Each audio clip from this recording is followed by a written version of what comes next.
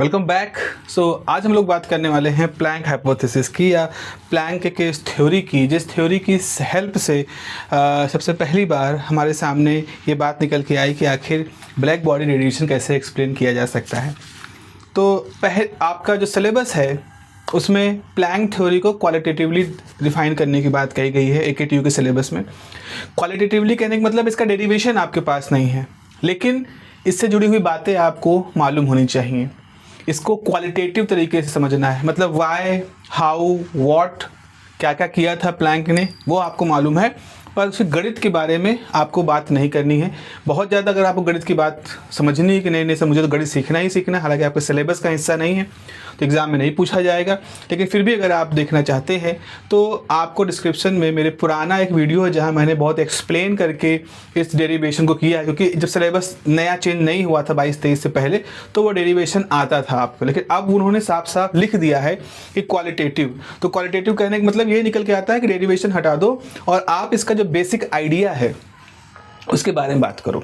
ठीक है, तो हमारे पास है प्लैंक्स लॉ, हमारे पास है प्लैंक्स लॉ जिसको कि एक्सप्लेन किया था मैक्स प्लैंक ने। जैसा कि पिछली बातचीत में मैंने आपको बताया था कि रेले, जीन, प्लैंक, वीन, ये कुछ 4 बड़े नाम थे अपने ज़माने के जो कि इस तरह के रेडिएशन, थर्मल फिजिक्स और इस दुनिया के बड़े बड़े खिलाड़ी माने जाते थे, बड़े वैज्ञानिक माने जाते थे। उसमें से रेले जीन ने अपना एक प्रयास किया, रेले जीन ने एक लॉ दिया और उसमें अल्ट्रा वायलेट कैटास्ट्रॉफी वाली बात आ गई। वीन ने भी कुछ कोशिशें की अपनी एस्ट्रोनॉमिकल डाटा को लेकर के, लेकिन वो भी सक्सेसफुल नहीं हो पाए।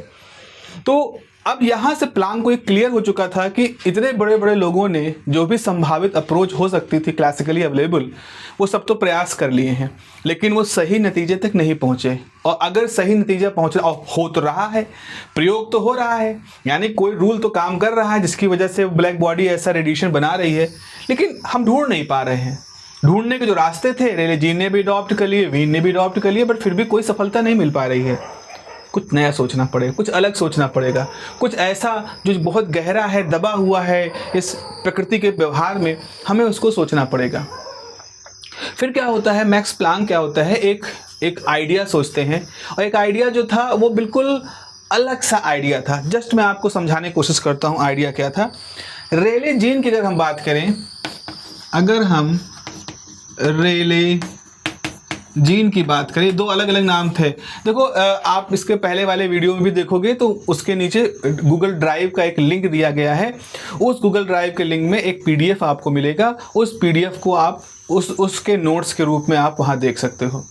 तो जैसे ये चैलेंज होता है कि सर लिखें कैसे, कुछ मिल जाता तो अपने नोट्स बना लेते, तो वो मैंने वो 2-2, 3-3 पन्ने जो भी कुछ है वो मैं लिख के वहाँ पर डाल रहा हूँ, तो आप उनको यूज कर सकते हो। तो इसीलिए आप कोशिश करें इस वीडियो से इस सब्जेक्ट को थोड़ा सा मेरे पर्सपेक्टिव से समझने की, जो मुझे अपना टीचर मानना है तो जो मेरे नज़रिए से मैं इसको बताने की कोशिश कर रहा हूँ उससे। और लिखना क्या है, समझना कैसे है, क्या हो रहा है, उसके लिए वो नोट्स, वो PDF है आपके पास, उसको आप यूज कर सकते हो। सिर्फ उतना ही लिखना वो आपके ऊपर है, आप चाहो तो सिर्फ उतना ही लिख दो, नहीं तो मेरी सलाह रहेगी जो किताबें वगैरह आपको बताई गई हैं, आपके स्कूल के प्रोफेसर जो आपको पढ़ा रहे हैं, वो जो आपके साथ बातचीत कर रहे हैं, वो जो आपको लिखवा रहे हैं, जो वो कंटेंट कोई अपना वो नोट्स दे रहे हैं या बुक बता रहे हैं, उनका भी इस्तेमाल करो। तो सबको इस्तेमाल करके कुछ बढ़िया सा प्रोडक्ट अपना बनाओ, एक बढ़िया सा आंसर बनाओ।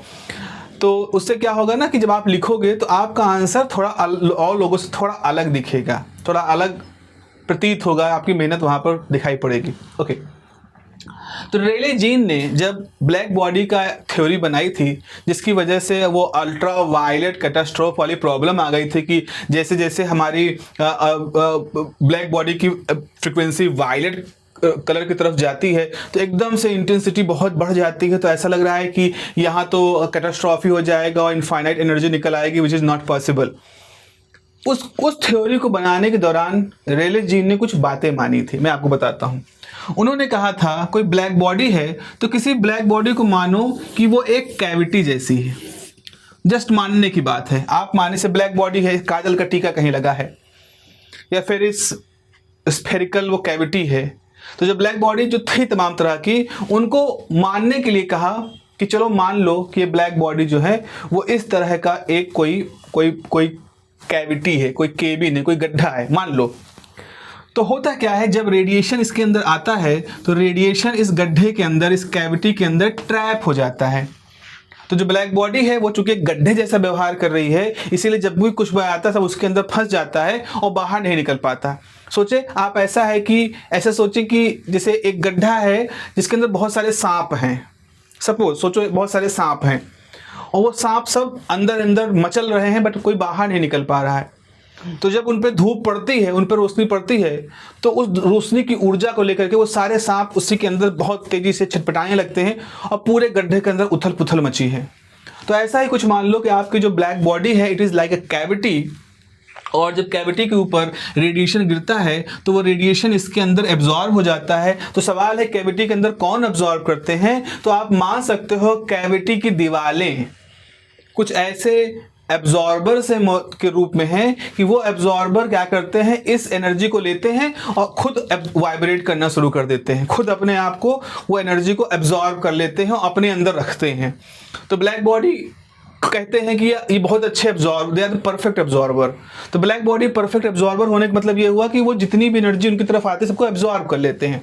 अब थोड़ा सोचो आप इस बारे में कि एक गड्ढा है जिसके अंदर बहुत सारे सांप है या कैसे कुछ वाइब्रेट करने वाली चीजें हैं जो लगातार एनर्जी को एब्जॉर्ब कर रही हैं, और जब इसकी फिजिकल कंडीशन, आप थर्मोडायनेमिकल कंडीशन बदलोगे तो वही सारे वाइब्रेटर, वही सारे अंदर जो वो सिस्टम लगे हैं, क्योंकि उस समय एटम का नाम नहीं ले सकते थे। ये हम 1890 के पहले की थ्योरी की बात कर रहे हैं, जिस समय एटम के बारे में है या नहीं इस पर एक बहस थी, इलेक्ट्रॉन की खोज नहीं हुई थी, तो कोई सीधे तौर पर इस तरह से एटम या मॉलिक्यूल की बात नहीं कर रहा था। आज हम कहते हैं कि वो एटम है, मॉलिक्यूल है जो वाइब्रेट करते हैं, सारा काम करते हैं, बट हम बात कर रहे हैं 1860, 70, 80 के ज़माने की।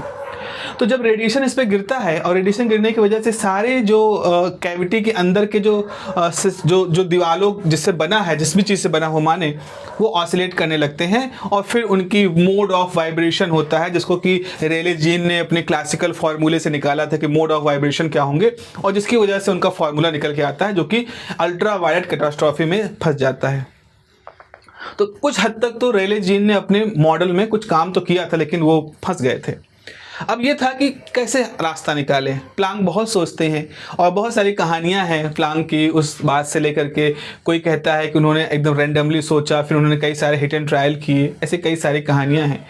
तो क्या सोचते हैं प्लैंक? प्लैंक सोचते हैं कि हम ये माने कि इस कैविटी के अंदर कुछ ऐसा है जो एक खास तरह के ऑसिलेटर है। जैसे मान लो इसे स्प्रिंग है, मान लो इस कैविटी के अंदर बहुत सारे स्प्रिंग हैं। अब सांप के साथ क्या है, सांप तो किसी भी तरह से टेढ़े मेढ़े आड़े बेड़े किसी भी तरह से ऑसिलेट कर रहा है, लेकिन अगर आप इस पूरे ब्लैक बॉडी को बहुत सारे स्प्रिंगों से बना हुआ मानो, तो स्प्रिंग खास बात क्या है, स्प्रिंग पर जब न्यू फ्रीक्वेंसी की रेडिएशन आके गिरती है तो स्प्रिंग जो चाहे वो एनर्जी से नहीं वाइब्रेट करती। वाइब्रेट तो करेंगी, वो तो रेले ने बताया था, लेकिन प्लैंक एक करेक्शन यहाँ इंट्रोड्यूस करते हैं कि हम ये माने कि जैसे ही इनके ऊपर न्यू फ्रीक्वेंसी का रेडिएशन गिरा तो सारे स्प्रिंग जो हैं ये वाइब्रेट करने लगी।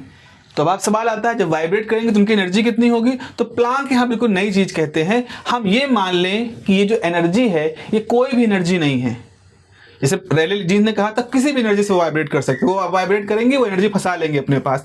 लेकिन प्लांक कहते हैं कि नहीं, ये ऑसिलेटर्स जो होते हैं, ये जो वाइब्रेटर्स हैं, जो हाइपोथेटिकल वाइब्रेटर हैं, वो किसी खास एनर्जी के ही हिसाब से वाइब्रेट करेंगे। तो सवाल आता है कौन सी एनर्जी? तो उन्होंने कहा जो एनर्जी है वो तो आने वाली लाइट के फ्रीक्वेंसी के प्रोपोर्शनल होती है। ठीक है, तो कितनी एनर्जी होगी? तो प्लांक यहाँ पर एक कांस्टेंट की बात करते हैं, उन्होंने कहा इतनी एनर्जी होगी, E बराबर एच न्यू। एच एक नया कांस्टेंट था जो कि प्लांक ने इंट्रोड्यूस किया। अभी वो हिट एंड ट्रायल पे ही हैं। तो मैंने कहा अच्छा, तो क्या सारे वाइब्रेटर की एनर्जी एच न्यू होगी? प्लांक कहते हैं नहीं भाई, सारे नहीं, हो सकता है कुछ वाइब्रेटर हो जिनकी एनर्जी एच न्यू हो, कुछ वाइब्रेटर हो जिनकी एनर्जी 2 एच न्यू हो, कुछ हो जिनकी 5 एच न्यू हो, कुछ हो जिनकी 10 एच न्यू हो। कहने का मतलब है n time H new. Energy कौन कौन सी एनर्जी अलाउड है? केवल n टाइम एच न्यू, और n की वैल्यू 1 2 3 4 हो सकती है, 1.2 या फ्रैक्शन में नहीं हो सकती, डेसिमल में नहीं हो सकती। ठीक है, मान लिया। अब अगर मैं पूछूं प्लांक से सवाल को कि तुम क्यों ऐसा कह रहे हो, तुम्हारे पास ऐसा क्या सबूत है जो तुम्हें मान रहे हो, तो प्लांक कहते हैं please consider this just an idea. अरे जहां इतना माना है कि ब्लैक बॉडी ऑसिलेटर की तरह से है, वाइब्रेटर्स हैं, कुछ भी एनर्जी एब्जॉर्ब कर रहे हैं, वो एक गड्ढे की तरह है, मान लो, सोच लो थोड़ी देर के लिए कि ऐसा है, n की कुछ भी वैल्यू पॉसिबल नहीं है, n की कुछ डिस्क्रीट वैल्यूज ही पॉसिबल है और वो वैल्यू h न्यू के प्रोपोर्शन में है, मान लिया। अब यहाँ पर मैं कोशिश करूंगा उस पेपर को पब्लिश, मतलब पेपर को प्रिंट करा के आपको दिखाने की, या इस वीडियो के साथ अगर मिल जाएगा तो मैं आपको दिखाऊंगा। करीब कई पन्ने का वो पेपर लिखते हैं। प्लांक अपना जो पेपर लिखते हैं ओरिजिनली, जिसमें ये बात कहते हैं, जिसकी हम इतनी बातचीत कर रहे हैं, 1901 में शायद पब्लिश होता है, उसके सारा डेरिवेशन तो करते हुए आते, आखिरी में 2-3 पन्ने जब पेपर के बचे रह जाते हैं, मतलब खत्म होने से, एक टॉप में एक सेंटेंस लिखते हैं। ये जो इतना बड़ा फार्मूला, जो आगे जाके दुनिया में इतना बड़ा फार्मूला बन गया, वो सिर्फ एक लाइन में लिखते हैं कि मान लें, ऐसे चुपचाप से लिख देते हैं और फिर अपना डेरिवेशन करते हैं और फार्मूला निकाल देते हैं। तो ये डिस्कवरी जो इतनी हम्बल थी, जो शुरुआत इसकी इतनी हम्बल तरीके से हुई थी, आने वाले समय में तो आइंस्टीन की आप कह लो करिश्मा था, जिन्होंने इसको पता नहीं कहां से कहां पहुंचा दिया। तो खैर फिलहाल अगर हम ये कहें तो आपका जो ब्लैक बॉडी है वो या तो एच न्यू से वाइब्रेट कर रहा है, या तो 2h न्यू से वाइब्रेट कर रहा है, या 3h न्यू से वाइब्रेट कर रहा है। कोई वाइब्रेटर है जो 10h न्यू से वाइब्रेट कर रहा है। तो इनकी एनर्जी कंटिन्यूअस नहीं होती, डिस्क्रीट होती है। कंटिन्यूअस होने का मतलब है, हमको अगर हम कंटिन्यूअस माने तो कोई कहेगा भाई h न्यू एनर्जी है। हमने कहा अच्छा मेरे पास 1.1 h न्यू है, उसने कहा मेरे पास 1.111 h न्यू है, एक ने कहा मेरे पास 1.2 h न्यू है, एक ने कहा 1.22397 h न्यू एनर्जी है। इस तरह से अगर आप इस तरह से मानते हो डेसिमल प्लेस के बारे में, तब तो आप सभी तरह की संभावित एनर्जी के बारे में बात करने वाले हो।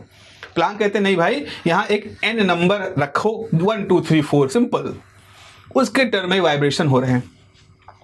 इतना करने मात्र से जो फॉर्मूला वो निकाल के लाते हैं, वो फॉर्मूला ड्रास्टिकली चेंज हो जाता है, एकदम मतलब गजब का फॉर्मूला बन जाता है। और उस फॉर्मूले में एक ऐसा टर्म आता है, एक्सपोनेंशियल का टर्म आता है, जिस टर्म की वजह से अल्ट्रा वायलेट कैटास्ट्रोफी की जो प्रॉब्लम थी वो एकदम से खत्म हो जाती है, वो एकदम से प्रॉब्लम खत्म हो जाती है। और इस तरह से प्लांक ने एक बहुत बड़ी मिस्ट्री जो थी उस समय की, उसको सॉल्व कर लिया था। एक बहुत बड़ी मिस्ट्री को प्लैंक ने सॉल्व कर लिया था कि आखिर ब्लैक बॉडी रेडिएशन कैसे हम मैथमेटिकली एक्सप्लेन करें। अब अगर हिस्टोरिकली जाके देखें पीछे ज़माने में, तो इसको इतना बड़ा सेलिब्रेशन नहीं मिला था, इसको इतना बड़ा उपलब्धि नहीं मिली थी। प्लैंक की इस खोज को एक तुक्का माना गया कि ये अजीब सी बात बता दी भाई प्लैंक ने कि एनर्जी एच न्यू के हिसाब से चलती है, और तो कहीं नहीं होता, एनर्जी तो कंटिन्यूअस सी चीज़ें होती हैं।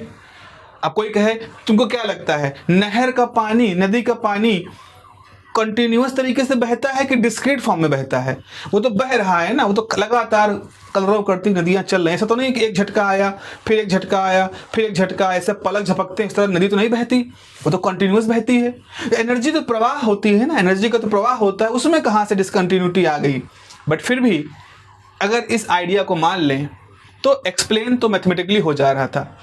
तो इतना तो क्रेडिट देने वाली बात है प्लैंक को कि उन्होंने चीज़ तो नहीं सोची थी जो कि उस जमाने में एकदम से सर्वमान्य नहीं थी। लोगों ने कहा ठीक है, हो गया, one something is wonderful you have done. हालांकि ऐसा नहीं था कि प्लैंक कोई छोटे मोटे आदमी थे। आप अगर थर्मोडायनेमिक्स पढ़ो, 12th पढ़ा होगा, तो सेकेंड लॉ ऑफ थर्मोडायनेमिक्स को एक्सप्लेन करने के लिए प्लैंक का स्टेटमेंट है हमारे पास। 2 स्टेटमेंट होते हैं थर्मोडायनेमिक्स में, सेकेंड लॉ ऑफ थर्मोडायनेमिक्स के साथ इंजन के पर्सपेक्टिव से।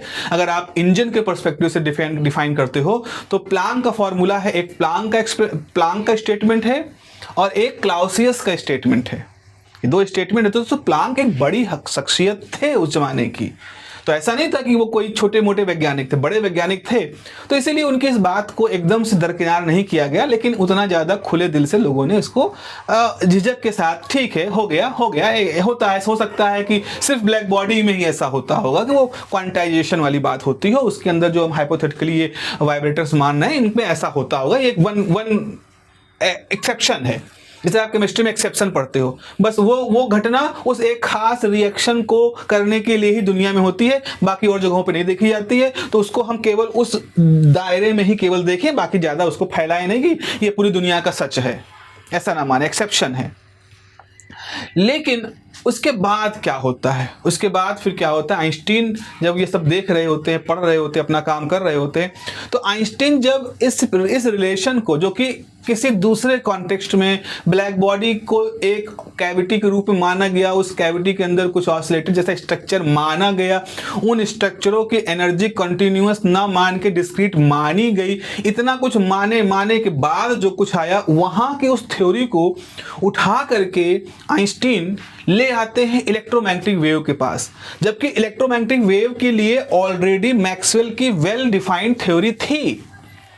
और आश्चर्यजनक रूप से आइंस्टीन का दिमाग की बात कहो, कहाँ प्लांक जैसे बड़े आदमी किसी दूसरी तरह की प्रॉब्लम में, किसी अंदर गहराई में अपने रिसर्च पेपर के लास्ट के दूसरे तीसरे पन्ने की एक टॉप लाइन में कुछ लिख रहे हैं जिसको पूरी दुनिया एकदम से स्वीकार भी नहीं कर रही है। आइंस्टीन ने उस बात को स्वीकार करके उठा करके उसको इलेक्ट्रोमैग्नेटिक वेव के साथ जोड़ दिया, फोटो इलेक्ट्रिक इफेक्ट के साथ जोड़ दिया।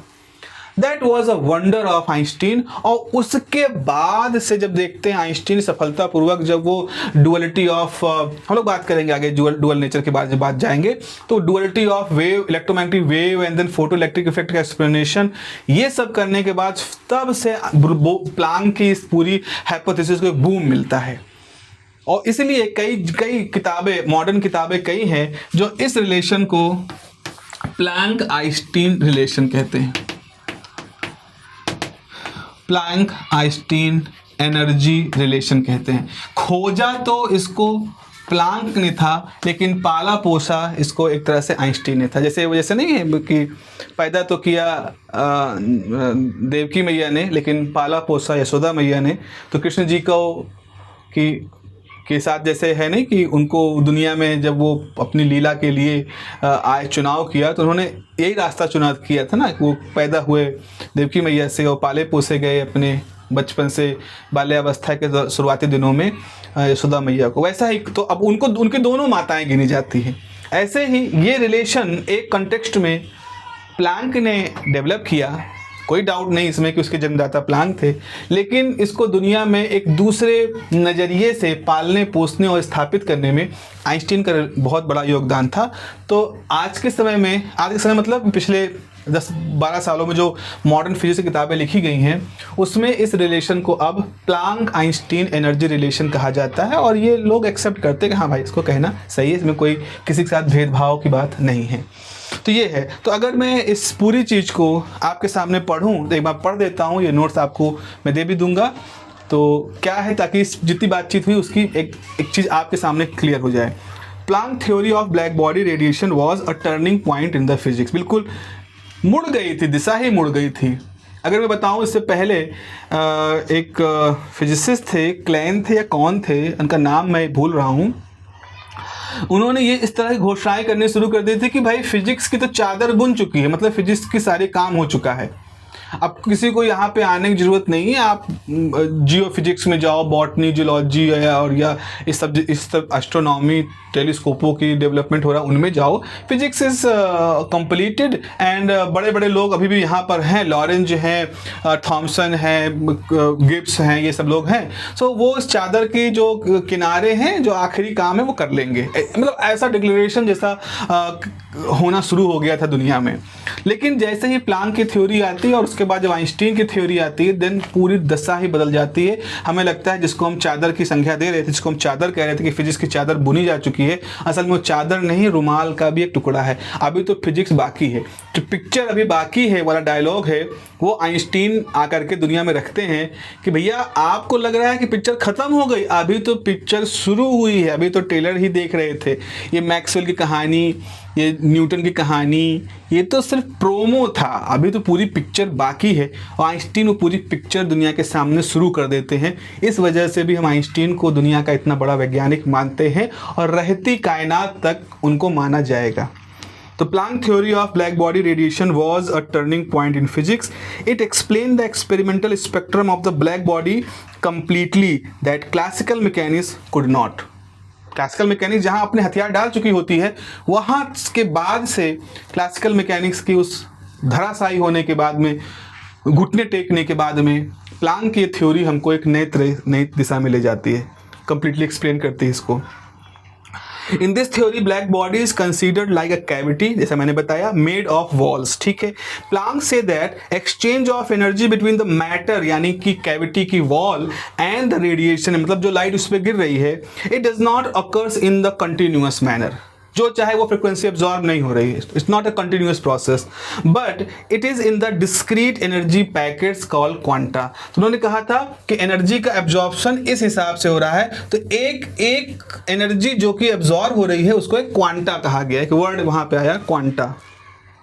The wall is consist of arbitrary quantum oscillator. हम मान सकते हैं कि जो वॉल है बहुत सारे क्वांटम ऑसिलेटर से मिलकर बने, चूंकि ये एक खास एनर्जी से ही वाइब्रेट कर रहे हैं इस तरह से, इसलिए इसको हम क्वांटम ऑसिलेटर्स नाम देते हैं।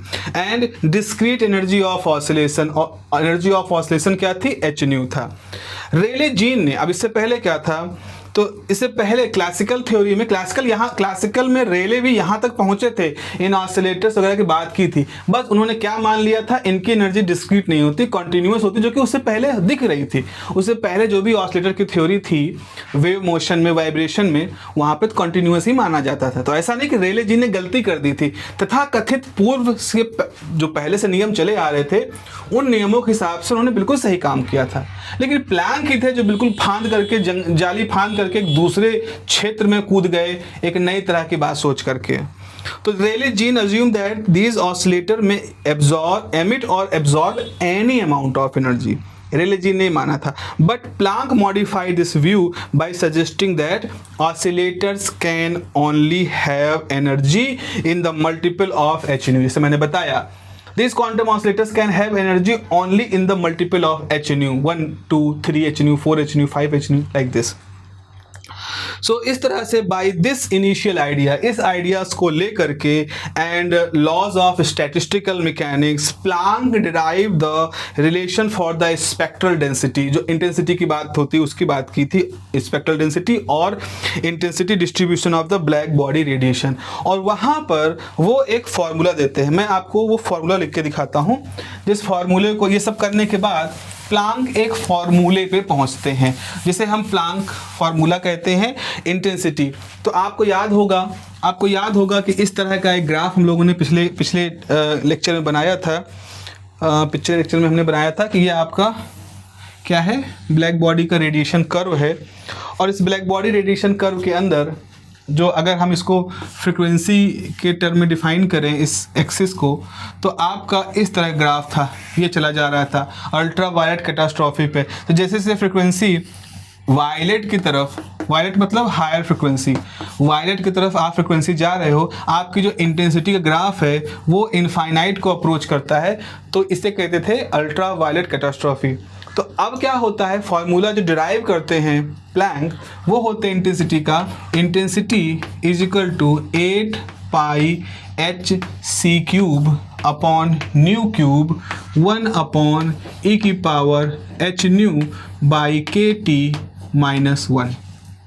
ये वो फॉर्मूला है जो एच न्यू को मान करके और फिर स्टैटिस्टिकल मैकेनिक्स वगैरह के लॉज को रख करके आइंस्टाइन कैलकुलेट करते हैं, प्लैंक कैलकुलेट करते हैं। आप देख रहे हो यहाँ पर जो इंटेंसिटी है वो न्यू पे डिपेंड कर रही है, न्यू यहाँ पर भी है, न्यू यहाँ पर भी है, यानी कि इंटेंसिटी न्यू का फैक्टर है। और साथ ही साथ एक चीज़ और देख रहे हो कि आपकी जो इंटेंसिटी है वो टेम्परेचर पे भी डिपेंड कर रही है। ब्लैक बॉडी रेडिएशन जो टेम्परेचर भी जिसका फैक्टर होता है, एक वेरिएबल होता है, उस पर भी डिपेंड कर रही है। तो आपके पास यहाँ पर क्या निकल के आता है कि इंटेंसिटी जो है वो इस फॉर्मूले से दिख रही है।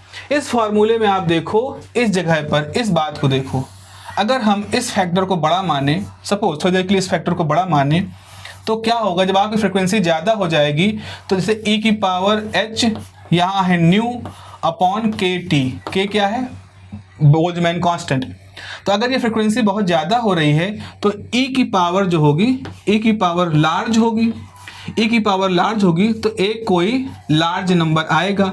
लेकिन ये जो लार्ज नंबर है वो तो यहाँ नीचे है, तो इसका 1 अपॉन, अगर कोई चीज़ लार्ज हो रहा है तो इसका मतलब 1 अपॉन लार्ज मतलब क्या हो जाएगा कि वो क्वांटिटी स्मॉल हो जाएगी।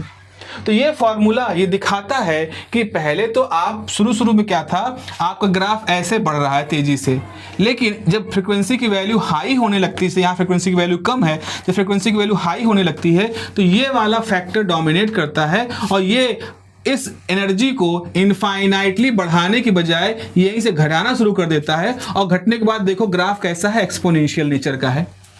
तो उसके बाद इसका डोमिनेंस, हायर फ्रीक्वेंसी जैसे से जाते जा रहे हो, ये वाला फैक्टर अब आपके ग्राफ को एक्सपोनेंशियली डिके कर रहा है। ठीक है, तो इस तरह से ये जो फॉर्मूला प्लैंक ने बनाया था, अब चूंकि आपके सिलेबस में क्वालिटेटिवली लिखा है तो मैं आपको क्वालिटेटिवली ही बता रहा हूं, सीधे लॉजिकली ही बता रहा हूं कि जैसे हायर फ्रिक्वेंसी पर जो कैटास्ट्रॉफी वाली बात चल रही थी, वो कैटास्ट्रॉफी वाली बात प्लैंक की थ्योरी में एकदम से मैथमेटिकली ही गायब हो गई, क्योंकि प्लैंक के फैक्टर में ये एक टर्म आ गया, और जो टर्म दिखाता है कि जब आप हायर फ्रिक्वेंसी पे जाओगे, मतलब वायलेट या उससे आगे जाओगे, तो आपको ये वाला फैक्टर अपना रोल प्ले करता हुआ दिखाई पड़ेगा, और इस फैक्टर की वजह से हमारा ग्राफ एकदम से बढ़ करके इनफाइनाइट न जा करके कहीं से लौट जाएगा और एक्सपोनेंशियली डिके करेगा। तो ये बहुत ही बढ़िया ग्राफ था, और ये मतलब एक क्रांतिकारी सवाल था, एक क्रांतिकारी जवाब था एक बड़े ही कठिन सवाल का, जो कि उस समय दुनिया के सामने था।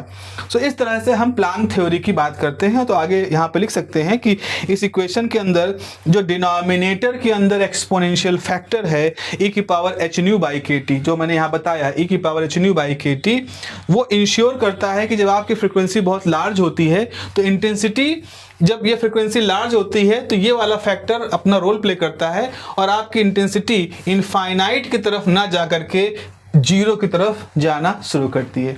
इस तरह से वो जो रेले जीन की थ्योरी में अल्ट्रा वायलेट कैटास्ट्रॉफी वाली बात आ रही थी, अल्ट्रा वायलेट कैटास्ट्रॉफी की जो बातचीत चल रही थी, वो बातचीत खत्म हो जाती है, और हमारी थ्योरी, ब्लैक बॉडी रेडिएशन की थ्योरी, इस फॉर्मूले से एक्सप्लेन हो जाती है। आगे रेले ने इसको, आगे प्लैंक ने ये दिखाया कि रेले पूरी तरह से गलत नहीं थे, ऐसा नहीं था रेले बिल्कुल बेवकूफ़ी वाला काम किए थे। रेले ने कुछ चीज़ें मान ली थी जो क्लासिकली सही थी, लेकिन इस केस में उसको वैसे नहीं माना जाना चाहिए था, वैसे प्लैंक ने माना। तो अगर हम इस फॉर्मूले में कुछ पैरामीटर को सेट कर दें तो हमारा ये फॉर्मूला प्लैंक के रेडिएशन का फॉर्मूला कन्वर्ट हो जा रहा था रेले जीन के फॉर्मूले में, और अगर सिचुएशन को थोड़ा सा चेंज कर दें तो इनका ये फॉर्मूला कन्वर्ट हो जा रहा था वीन के फॉर्मूले में। तो एक तरह से इस फॉर्मूले ने रेले जीन को भी थोड़ा सम्मान दिया और वीन को भी सम्मान दिया कि भाई उनकी थ्योरी पूरी तरह से सिरे से गलत नहीं है, हाँ उनकी थ्योरी एक सीमित क्षेत्र में सही है, लो फ्रिक्वेंसी पर। वीन की थ्योरी सही है हाई फ्रिक्वेंसी पर, लेकिन ये थ्योरी सही है लो फ्रिक्वेंसी से लेकर के हाई फ्रिक्वेंसी पर, क्योंकि इसके अंदर जो फैक्टर्स हैं उसमें कुछ फैक्टर लो फ्रिक्वेंसी पे इफेक्टिव होते हैं, जस्ट लाइक रेले लॉ, फिर कुछ फैक्टर वीन की तरह से, फॉर्मूले की तरह से वेरीफाई करते हैं, लेकिन जो टर्निंग पॉइंट होता है जहाँ से व्यवहार चेंज होता है वहाँ से ये एक्सपोनेंशियल अपना रोल प्ले करना शुरू कर देता है। तो इस तरह से आपकी जो प्लैंक की थ्योरी थी, इसने अपने आप में एक सवाल का जवाब तो दिया ही दिया, बाकी उस समय के जो और जो प्रतिष्ठित वैज्ञानिक थे जिन्होंने अपना कुछ काम किया था, उनकी भी सम्मान की एक तरह से मैं कहूँगा रक्षा की कि भाई एक स्पेशल केस के रूप में देखो, आप रेले की थ्योरी को प्लैंक फार्मूले का एक स्पेशल केस देखो, आप वीन की थ्योरी को प्लैंक के फार्मूले का एक स्पेशल केस देखो, तब आपको कोई दिक्कत नहीं होगी, थिंग्स विल बी गुड। ठीक है, ये जो हिस्सा है बच्चों, ये है हमारे Planck formula radiation qualitatively explanation. Okay, चलिए मिलते हैं अगली क्लास में। तो अगली क्लास में हम लोग बात करेंगे, अगले लेक्चर में हम लोग बात करेंगे कॉम्पटन इफेक्ट की। कॉम्पटन इफेक्ट क्या होता है, कॉम्पटन इफेक्ट क्यों किया गया, कॉम्पटन इफेक्ट में एक्चुअल में क्या हुआ था, और कॉम्पटन इफेक्ट को हम कैसे एक्सप्लेन करेंगे, उसका एक्सप्लेनेशन करने का तरीका क्या है, उसका फुल फ्लेज डेरिवेशन भी आपसे पूछा जाता है, और हम लोग उस डेरिवेशन को भी एक्सप्लोर करेंगे क्योंकि वो आपके एग्जाम पॉइंट ऑफ व्यू से बहुत इंपॉर्टेंट है। तो यहीं पर रुकते हैं, और कॉम्पटन इफेक्ट के उस लेक्चर में आपसे मुलाकात होगी। अपना ध्यान रखिए, लाइक सब्सक्राइब वगैरह जो भी है शेयर करते रहिए अपने दोस्तों में। आप सपोर्ट करेंगे तो इस चैनल को बूस्ट मिलेगा, और मुझे भी बहुत ज़्यादा मोटिवेशन मिलेगा कि इस एफर्ट को आगे जारी रखें और आप लोगों को वीडियो कंटिन्यूअसली प्रोवाइड कराते रहें। Okay, have a nice day, take care, bye bye.